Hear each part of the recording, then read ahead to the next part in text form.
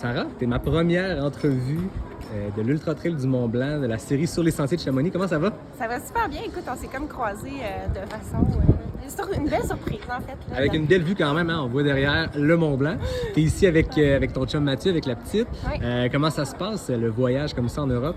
Ça va super bien. On est arrivé comme un bon 2 semaines à l'avance. Là, fait que ça m'a pris peut-être une semaine, comme je te disais, de m'adapter comme au décalage, un petit peu l'altitude, tout ça. Puis là, depuis cette semaine, je me sens super bien. En fait, on est en début de semaine. Depuis la mi-semaine passée, je me sens vraiment bien. Puis je me sens comme chez nous. Là, fait que c'est ça qu'on veut, en fait.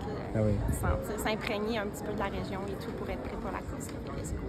Tu nous disais qu'à partir de ce soir, vous allez dormir à Orsières, qui est le départ de l'OCC. C'est la course à laquelle tu participes. On s'était croisés à Grindstone, en Virginie. C'est là que tu avais obtenu ce ticket-là pour une course de l'UTMB. L'OCC, 57 km, 3500 mètres. Tu es habitué au format 50 km. Es-tu habitué à ce ratio de dénivelé-là? Écoute, c'est ça que je disais aux gens que j'ai côtoyés cette semaine. Là.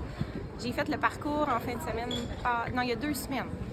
Puis j'ai été très impressionnée par le parcours. Je respecte vraiment la montagne ici. Fait que, je pense que je vais prendre cette course-là vraiment comme une belle pratique. Là. Puis je vais pas, je dis racer la course, mais vraiment y aller comme en zone 2. Puis faire attention à mon alimentation, ma gestion d'effort, parce que je pense que ça peut faire très mal. Puis que si tu pars vite, ça peut être dangereux en fait.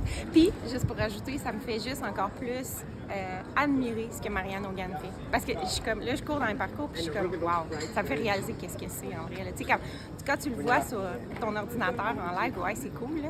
Mais quand tu es dedans puis tu cours dedans puis tu vois la difficulté, tu sais, on dit que c'est roulant. C'est pas si roulant que ça. Donc, puis moi, c'est ça aussi, je suis comme, t'as peu, il y a de la roche, là, tu sais, puis il y a des racines. Puis c'est ça. Puis en plus, il annonce de la pluie, pas mal. 25 mm, je pense, pour l'OCC.